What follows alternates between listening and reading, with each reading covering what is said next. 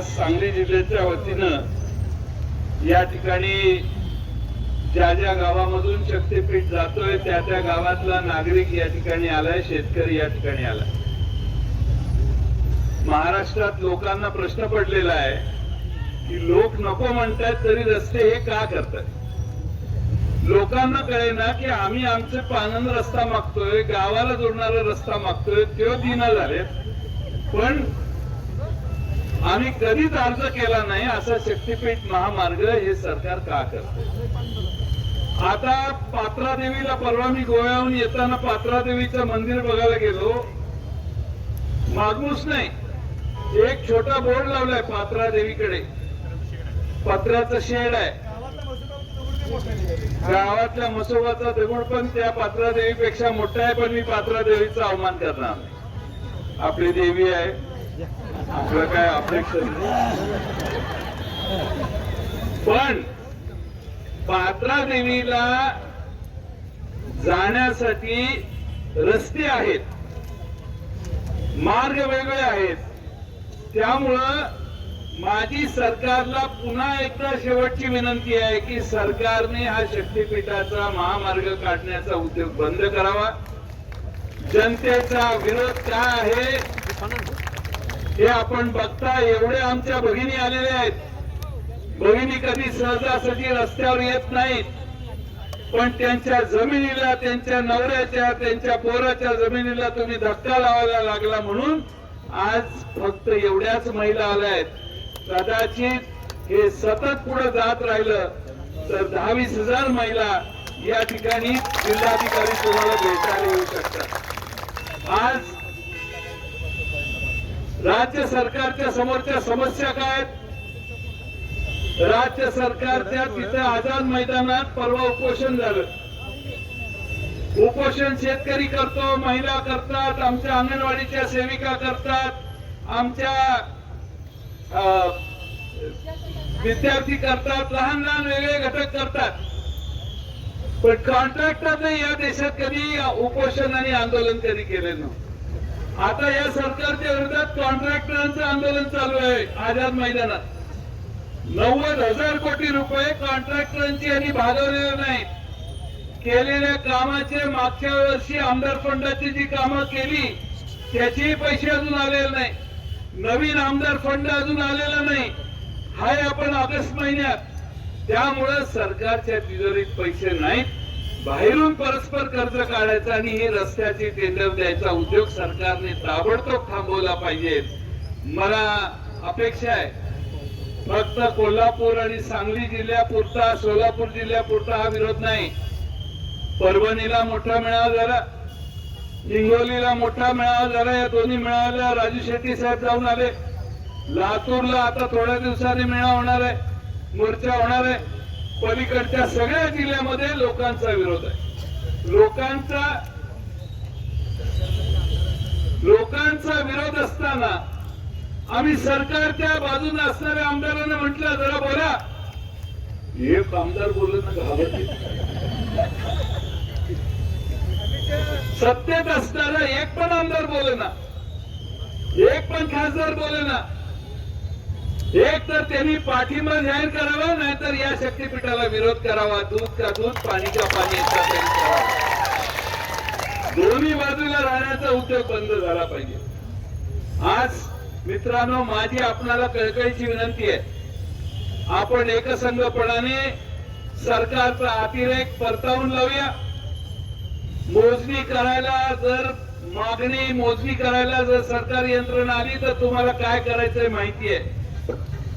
सरकारने अलीकडे खास अधिकारी या जिल्ह्यात पाठवलेत आपलं मोडून काढायला, पण आपणही तेवढ्या ताकदीनं इथं जेल फोडणाऱ्या वसंतदादांचा हा जिल्हा आहे, त्यामुळं सांगली जिल्हा महाराष्ट्रात सगळ्यात वेगळा जिल्हा आहे। त्यामुळं क्रांतिसिंह नाना पाटलांचं नाव घेऊन आम्ही या लढाईला सुरुवात केलेली आहे मगाशी या मोर्चाला, आणि म्हणून माझी तुम्हा सगळ्यांना विनंती आहे की आज आपण निवेदन देऊ, सरकारला पुन्हा जाग आणण्याचा प्रयत्न करू, सरकारने या बाबतीत पुनर्विचार केला पाहिजे अशी शेवटची एकदा विनंती या जिल्ह्याच्या वतीने करू।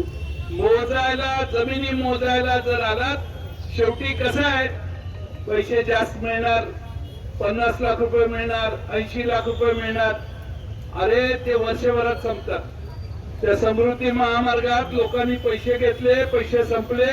आता पोरांनी उद्योग काय करायचा, बापांनी उद्योग काय करायचा हा प्रश्न पडलेला आहे. आणि त्यामुळं आपल्याला शेतीशिवाय दुसरं काय माहित नाही. शेअर मार्केटमध्ये पैसे गुंतवायचं ज्ञान आपल्याला नाही.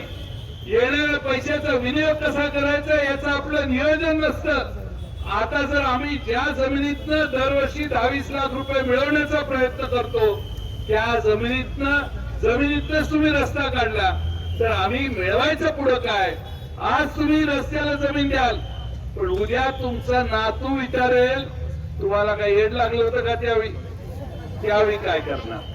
तुम्ही आजचा विचार करू नका, उद्याचाही विचार करू नका. ज्यावेळी नातू येईल, नातू तुम्हाला 20 वर्षाचा झाल्यावर म्हणेल मला काहीच करता येणार आहे, जमीन नाही आपल्याकडं, आपण काय भूमिहीन होतो का जन्मल्यापासून? त्यावेळी तुम्हाला त्या नातवाला उत्तर द्यायचंय, हे कधी विसरू नका. पैसे येतात आणि जातात, पण जमीन कधी जात नाही. ही जमीन काढून घ्यायचा उद्योग ही लोक करायला लागलेली असतील तर आपण ताकदीनं त्यांना विरोध करावा. आज राजू शेट्टी यांनी सगळ्या जिल्ह्याच्या शेवटपर्यंत नेतृत्व करून आपल्या सगळ्यांना एकत्रित करण्याचा प्रयत्न केला. आमचे विजी काका, आमचे कॉम्रेड साहेब सगळेच हे 24 तास काम करतात. हे कुठल्या पक्षाशी संबंधित नाही. आज जयसिंगराव शेंडगे बापू पण आले. सगळे अतिशय मनानं, तनमनाने आणि धनाने सगळे प्रयत्न करतायत या रस्त्याचं आक्रमण पाठीमागं घालवण्यासाठी. आणि म्हणून आज सांगली जिल्ह्यातल्या ज्या ज्या गावातनं रस्ता जातो तिथल्या सगळ्या नागरिकांनी इथं आल्याबद्दल त्यांचे मी आभार मानतो. तुम्ही घेतलेल्या या कष्टात ऊन वारा पाऊस सगळ्यांना तोंड देण्याची ताकद ठेवून तुम्ही आज इथं आला. आज सरकारला जाग आणण्यासाठी जे तुम्ही खस्ता खाल्ल्या त्याचा फळ नक्की आपल्याला मिळेल असा विश्वास बाळगतो.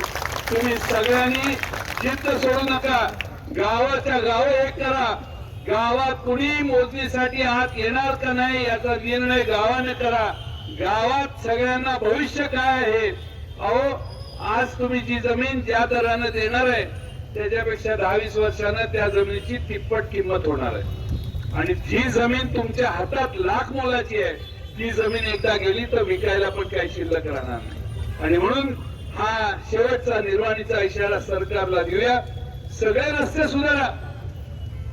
सोलापूर वरून हा रस्ता येतो तो पाहिजे 7-8 पदरी करा, आमचं काय म्हणणं नाही, त्याच्यावरून या. पण या नागपूर पासून रत्नागिरी पर्यंत गोव्यापर्यंत रस्त्याच्या व्यवस्था असताना वेगळी व्यवस्था निर्माण करू नका एवढीच. आणि मगाशी आमच्या खासदार साहेबांनी सांगितलं पंढरपूर पासून रस्ता लांब नेला, तुळजा भवानी पासून रस्ता लांब नेला, मग हे शक्तीपीठ कसं काय? ते शक्तीपीठ नाहीच आहे, हे यांचं पीठ आहे. यांच्या पीठात यांना स्वतःची व्यवस्था करायची आहे. आणि म्हणून माझी आपल्याला विनंती, आपण एकसंघ राहू. खासदार आमचे या ठिकाणी विशाल पाटील साहेब मुद्दामून आले, त्यांचेही आभार मानतो. आम्ही लोकसभा संपल्यानंतर आजचा हा कार्यक्रम ठेवायचं ठरवलं होतं. विश्वजित कदम साहेब पण येणार होते, पण त्यांच्या घरी दुःखद घटना झाली म्हणून त्यांना आता विनंती केलेली आहे की तुम्ही फोनवरून संदेश द्या. त्यामुळे त्यांचा फोनवरूनचा संदेश आपण सगळ्यांनी ऐका. मग राजू शेट्टी साहेब बोलतील आणि हे सभेचा मोर्चाचा कार्यक्रम संपवून आम्ही काही प्रमुख लोक जिल्हाधिकाऱ्यांच्याकडे आज जाऊ आणि त्यांना निवेदन देऊ. आम्ही आत गेल्यावर आपण सगळ्यांनी जायला हरकत नाही. मी विश्वजित कदम यांना विनंती करतो, आपल्या समोर त्यांनी त्यांचं मनोगत मोबाईल फोनवरून व्यक्त करावं. बोला.